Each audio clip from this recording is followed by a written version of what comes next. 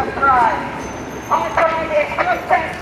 It is a stand against those who would police our communities to extinction. It is a refusal of status quo that necessitates our erasure. It is a break shattering the disillusionment of empire. A celebration hard fought by generations of queer, trans, racialized, disabled, and radical elders who gave a voice, who understood the work of liberation and put body, mind, and spirit into the effort so that we might exist today. We are here gathered to see and honor their sacrifices by burning their battle for liberation, because we understand that none of us are free until all of us are free. We stand for every Palestinian, queer or otherwise, because the state of the state has been such a faithful, unchanged, and fascist society that is not critical. This last painting is actually the month 917 of the ethnic cleansing of Palestine, day 238 of the genocide of Gaza. While y'all pat yourselves on the back for pride and honor, thousands of Palestinian families are tracking the world's largest open-air person, unable to escape death, disability, and disease.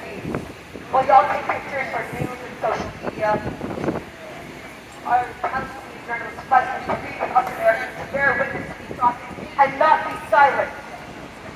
While y'all combine their silence to raise the flag with blowing hairs, millions of our tax dollars take the form of missiles and bombs, raining down devastation in Gaza. Shame!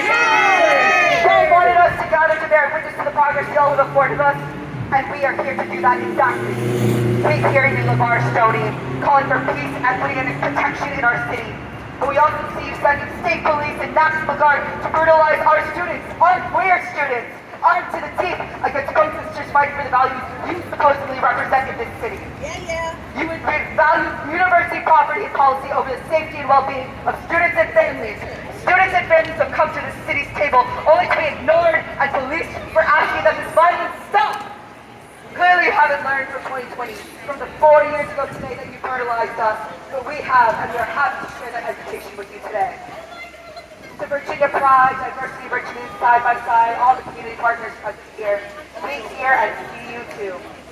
We hear your silence as we enter month 8 of this deadly assault, as our community heals and recovers from the violence that this city has waged on us. We see us posturing as you stand alongside city officials who have ignored and punished our calls to action. I hope y'all see it yet too. For the last 4 years in Richmond, I have spent being at meetings and gatherings and celebrations with you all, witnessing you play and tell me you are doing and further the same work that my comrades and I are. You all community should know this like to be left behind and abandoned by the state, but instead of being in solidarity with the oppressed, you find your freedom in the hands of our oppressors. We're here to show you what work is to be done.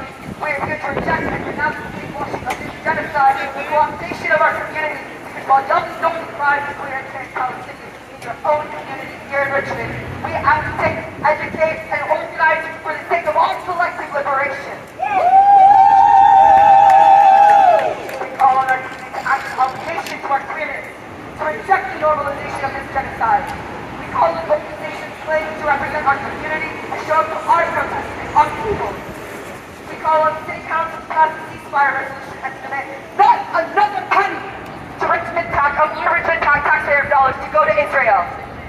And this is not the last you will hear from us during this month of Pride. We will keep showing up and showing out, rejecting your respectability politics to queer this system until we achieve liberation for us all. Because when Palestine is under attack,